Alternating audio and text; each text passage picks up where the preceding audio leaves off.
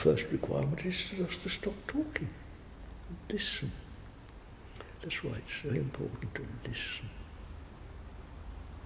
There are few things in life more important than just listening. You can hear the raindrops, can't you? And the distant traffic. And isn't it beautiful? It's so beautiful you want to cry, don't you?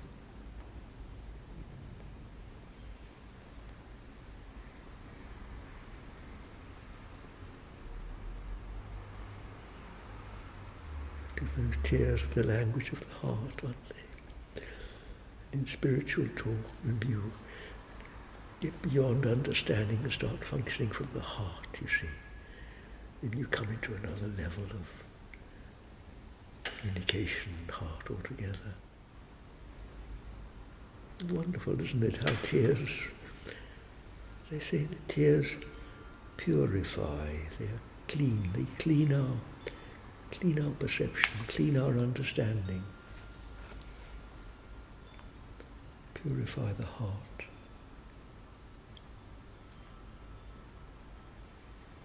Wash the soul. To encourage people to listen. Well, I think that's a wonderful thing. Nothing better if you can encourage people to. Well, everybody is listening. They're all listening to loud music, most of them, on their phones, aren't they? Well, I suppose that's the beginning of it. But of course, there is more and more to listening.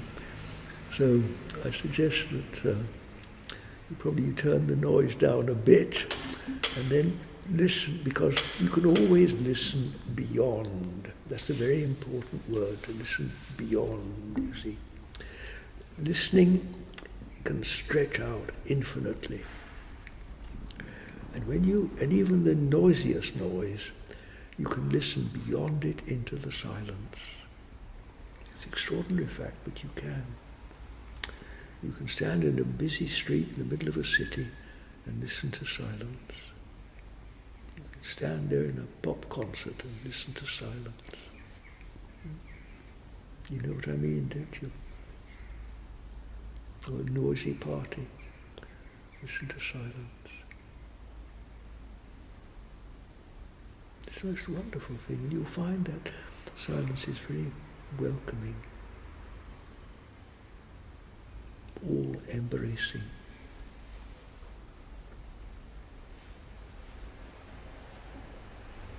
And silence, as you see, is really the beginning of this journey, as I describe. Because although it seems nothing to start with, it expands into everything.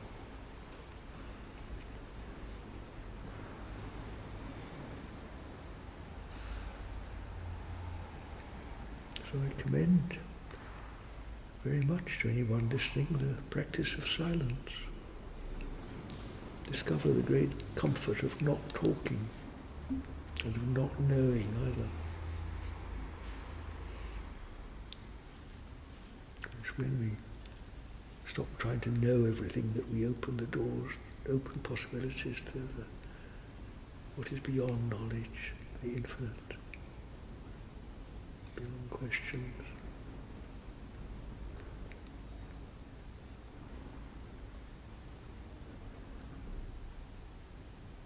Listening here, just being here, listening to the wind as it sounds in the church roof. Maybe that's the voice of angels, is it?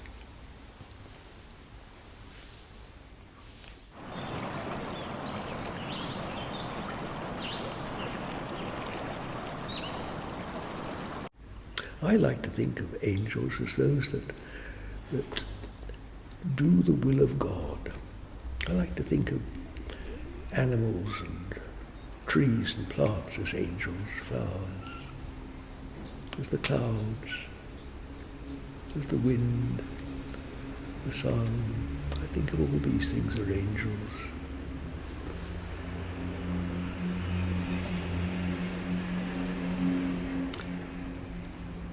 The main demon in this world is me, I, me or mine. Because see, this, what we call the ego, this is what, when we turn away from this infinite, because in the infinite there's no division, is there? There's no two, it's just one infinite being.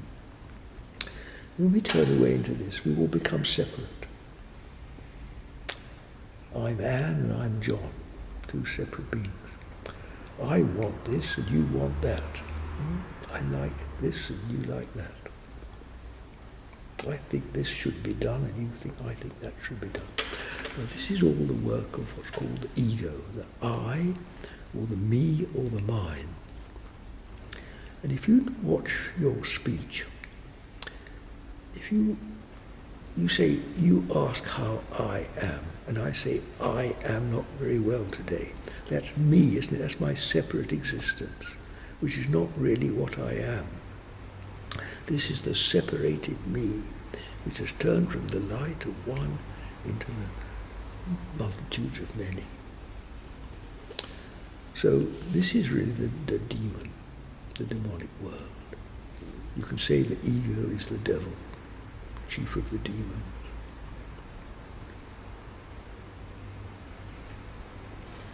That's why unselfishness is much better than selfishness in this life. Because when we're unselfish, the ego is less important than what you're working at.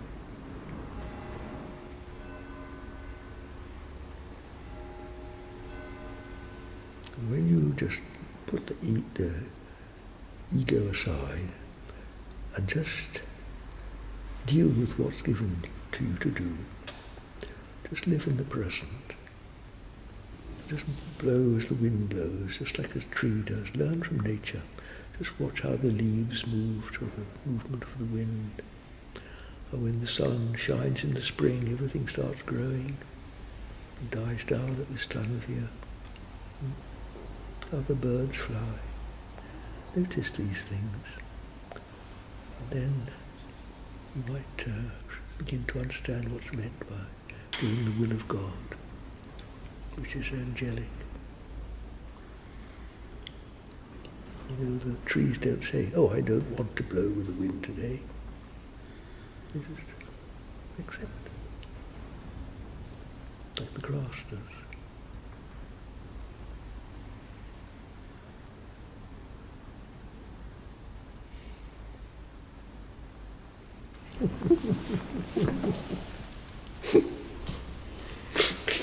Oh dear. So, my dears, anybody who's listening, take courage and start off on the long journey of spiritual awakening. Learn to meditate. That's all I've done, just practice meditation twice a day since I was a young man. And gradually see you let go the little me, gradually open up, eventually find this, and then you're home. And then you begin to see what life is for, what it's all about, what real work is.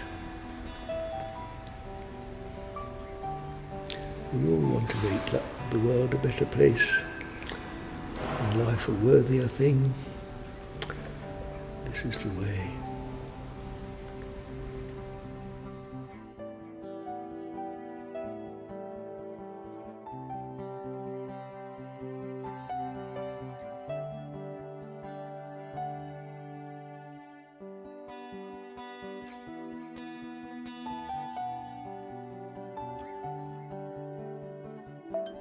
Thank you.